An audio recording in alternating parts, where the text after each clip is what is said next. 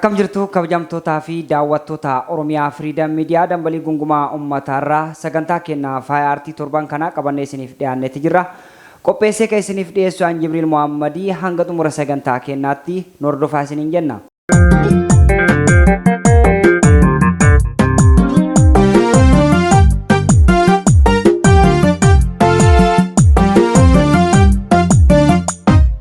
Egaa torban kanaasi sagantaa kennaa faaya aartii har'aatiin sirboota afaan Oromoo babbareedaa ergaalee hedduu qabani sirboota qabsoo akkasuma aadaa fi ammayyaa isiniif filannee sirboota babbareedaa weellistuu Faayoo Mootii akkasuma weellisaa Lafaa Dhufaa Saadiqoo Iisaa fi weellisaa Guutuu Muhammad qabannee isiniif dhiyaanneeti jirra nu faana bu'aa.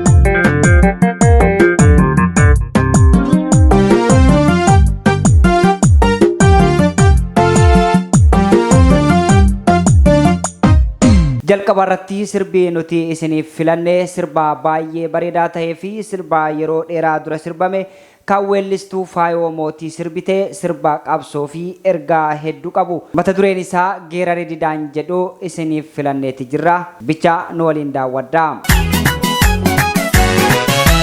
Geeraree Didaan kiyya mirgaan galee malaani Geeraree Didaan mirgaan galee malaani Geeraree Didaan kiyya mirgaan galee malaani leenjisee hoggana mirga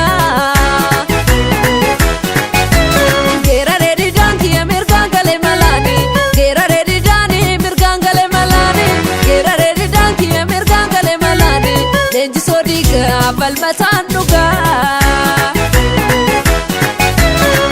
Faayoo Mootii weellistuu jabduu fi sirboota hedduu uummata biraan kan geette yoo taatu sirba mata dureen isaa Geeraree Didaan jedhu kanaan aadaa Oromoo Arsii sirna kootti dhufeedhaan kan eegalte yoo taatu itti aansitee geerarsa bareedaadhaan ergaa dabarfattee jirti. Maaf akkana bahe? Alaami? Baheemi?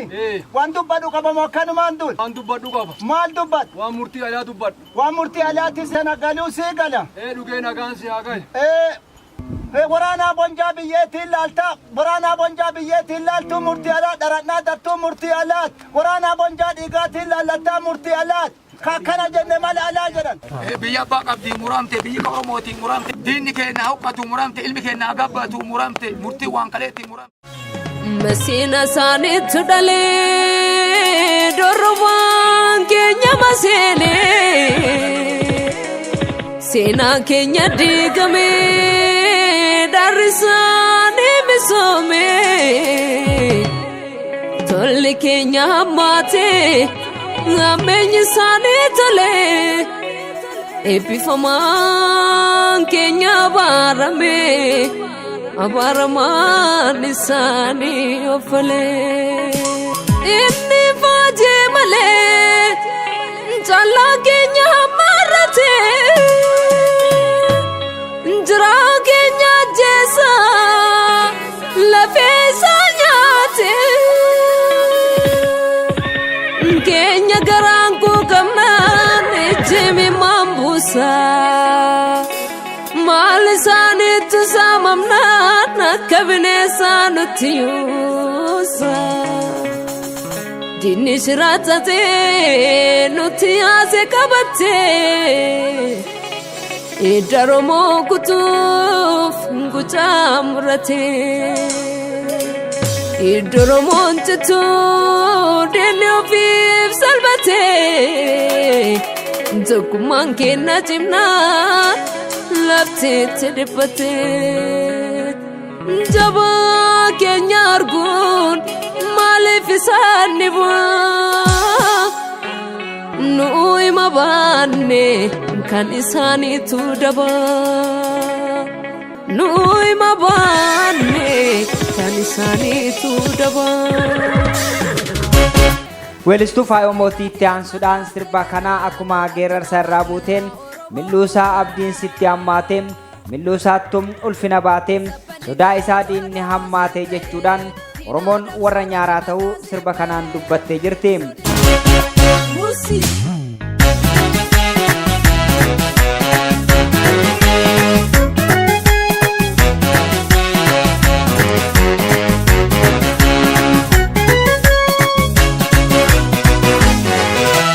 Milusa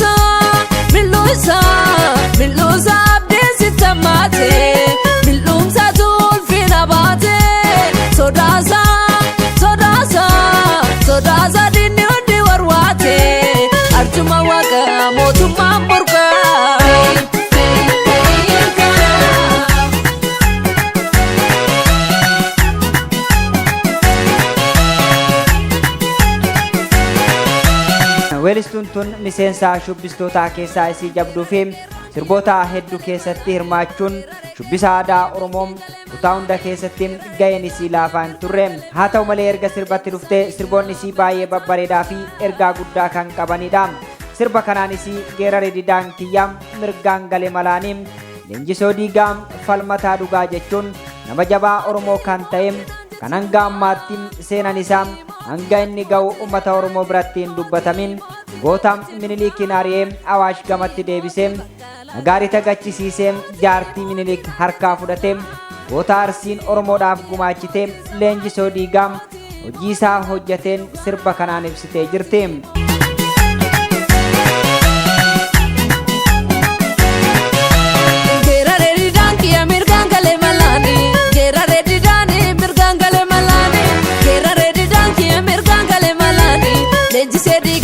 Falmata mirga gerare keron ki mirgan gale malani gerare keroni milkin gale malani gerare didan ki mirgan gale malani lenji sadiga falmata nuga Tumura wallee kanaatiin weellistuu Faayoo mootii naan jetti dhugaan mootii ati mootii dhugaatiin mootii Baqqalaa Garbaatiin guutamaa hawaasiitiin nadii gammadaatii jechuudhaan jajjabeewwan sabaa warra bilisummaa Oromoodhaaf jedhanii gatii guddaa kaffalanii fi warra lubbuu deebii hin qabne nuuf kaffalan nu yaadachiiftee jirti.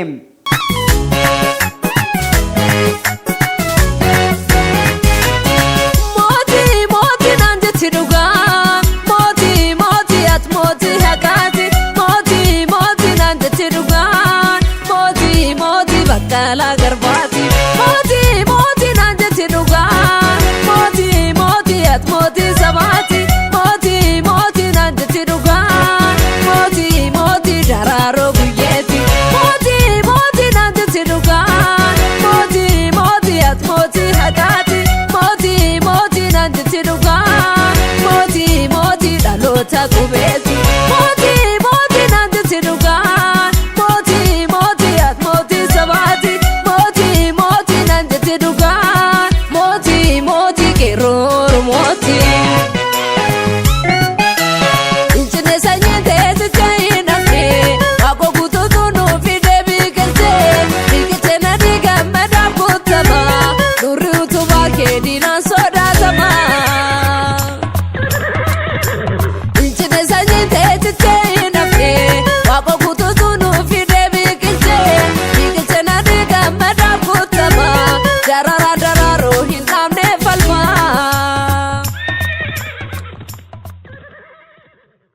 Itti aansuudhaan sirbi nuti lammaffaa irratti isiniif dhiyeessinu sirba weellisaa haaraa reef lafaa dhufaa jiru weellisaa Saadiqoo Isaa mata dureen isaa Arsittii jedhu sirba bareedaa guyyaa muraasa durba gadi dhiifamee ergaa fi dhaamsa isaa ilaalla. Duudhaaf safuu beektaa hayyayyaa yaa Arsittii Arsittii. Weellisaa Saadiqoo Isaa weellisaa jabaa reef lafaa dhufaa jiru ta'us sirbi isaa kun ergaa hedduu kan qabu Arsittii jechuun eegala.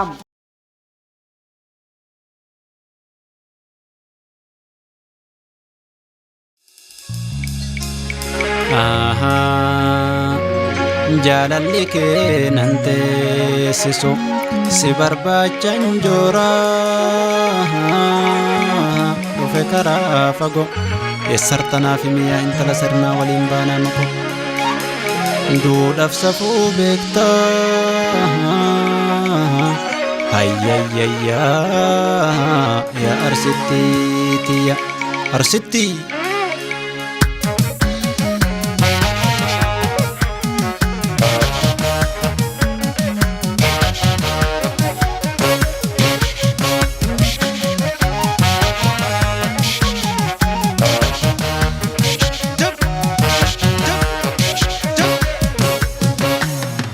Dhalatee sikkoof mandoo warra seenaa akkam godheen baraa maala kee jaalala kee qalbiin kun feena ani takkaayyeen beekuu rafee natti dhihaadhu kootu qal'ootoo anaatu dhiiga keetiif lafee yaamicha jaalalaa tan si yaama ani gabaadhu yoon si dhabee yaamicha jaalalaa tan si yaama ani gabaadhu yoon si dhabee yaamicha jaalalaa tan si yaama ani gabaadhu yoon si dhabee.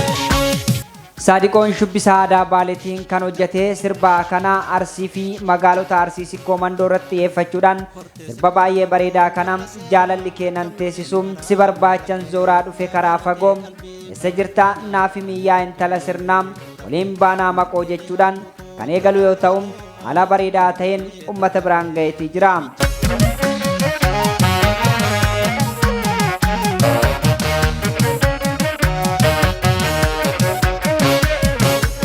Dodola dabarraa gara shaashee asaasan keenyaan garaa naraate biyya iyyuu lubbuu itti laate wajji barraa koyoota jataate kiyya garaan sidhee bota shoole suma arguuf qalbiin koona foole kottuu dafii gallootoo bareeda akka bunaatti taansi qaraadha kottuu dafii gallootoo bareeda akka bunaatti taansi qaraadha akka bunaatti taansi qaraadha akka bunaatti taansi qaraadha kottuu dafii gallootoo bareeda akka bunaatti taansi qaraadha akka bunaatti taansi qaraadha akka bunaatti taansi qaraadha.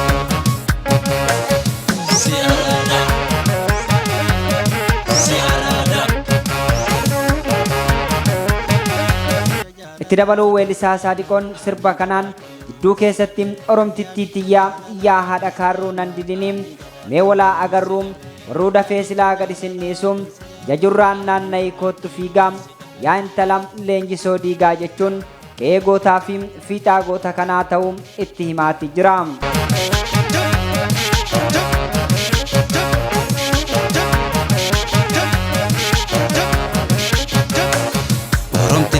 Yaa haadha kaarruu nan didimmee walaa agarruu dafar jiddaa ka'ee warra daadhii seenas bartaanaaf koottoo dafee warruu silaa dafee gasingiitu biyya qalbiin sumaaf daddaraa jajurra naanna'ii kottu fiigaa yaantala leenjisoo ilma dhiigaa gara gubbaa baheen gasilaalaa biyya hayyuu jundiiga salaa harraan turiin dafii kottu fiigaa yaantala leenjisoo ilma dhiigaa.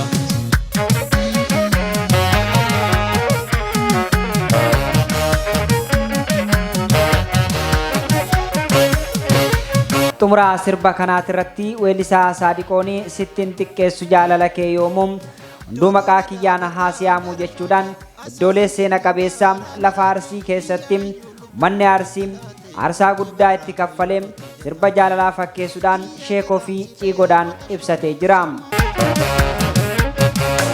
Sittiin xiqqeessu jaalala yoomu hundi maqaa kiyyaan haasiyaamu halkan guyyaa si yaada garaani hansan jijjiiruu yeroo faraani jaalala kee folii gadi jooraa simboo qabeetti caaltuu maraa hinaafin kootte laalaa salaalaa galma haroo garoo tan ijaara wal hammanne dheeraa keessa yaana lafaatumaa machaaf tuulamaa ansi malee michuu orman beeku kiyyas garaan kiyyaa dusuma doddotarraan tarree deemna shoolee dayyaa arraan karaane tayyaa na dhukkubaa madaan kiyyan korree manoolettoo na dhoorgon fayya roobeef diksiis tarree buuna jeenaan waa beekattaa murree gamasii biyya qabsaa'otaa baale laallaa waaqoo guutuu baaloo baasi biyya qabsaa'otaa baale laallaa Huseen buneef abdii faasi biyya qabsaa'otaa baale laallaa Huseen buneef abdii faasi.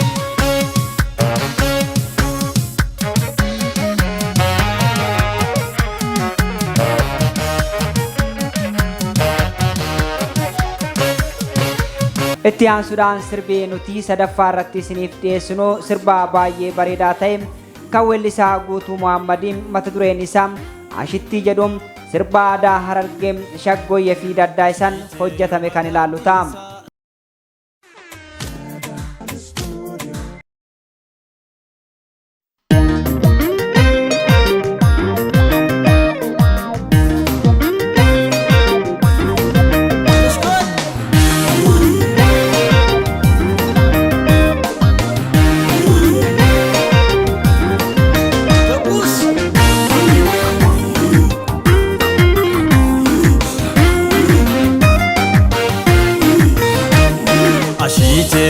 bagaatisa tanaafin sidaatisa tanaafin sidaatisa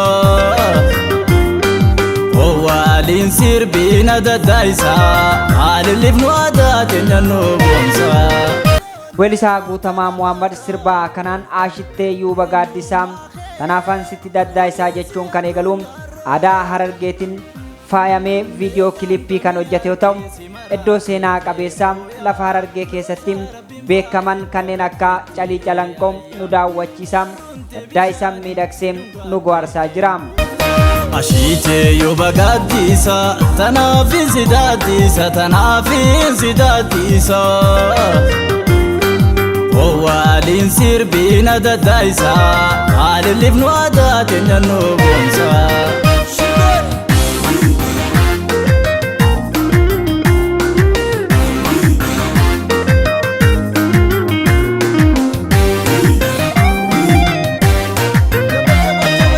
Aadaateetiin boonii bantu dubra ayamtee onnee fuuta namarra eenyummaa kee mul'isi addunyaarra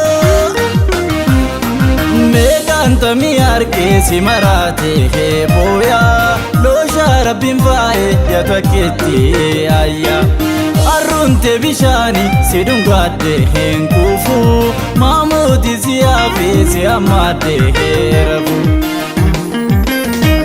Itti aansuudhaan sirbumaa kanaan weellisaan kun karaa makiinadhaa deemsi dhooqa dhooqaa callee calalantuu bissii morma dhooqaa jechuun lash godhime jedha. Karaa makiinadhaa deemsi dhooqa dhooqaa callee calalantuu bissii morma dhooqaa bubbeen kiyaas laaddu mormaanii ni fooqaa mormaanii ni fooqaa mormaanii ni fooqaa darbee ni fooqaa.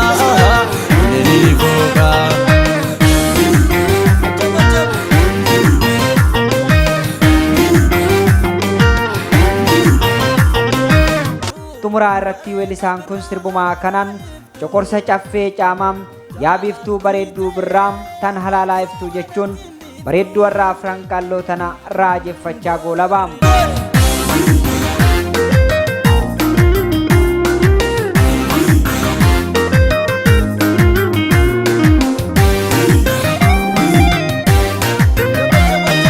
Coqorsa caffee caamaa yaa biiftuu bareeda birraa halaalaa iftuu jaalaltii ta'ee obsaa waan ittiin biiftuu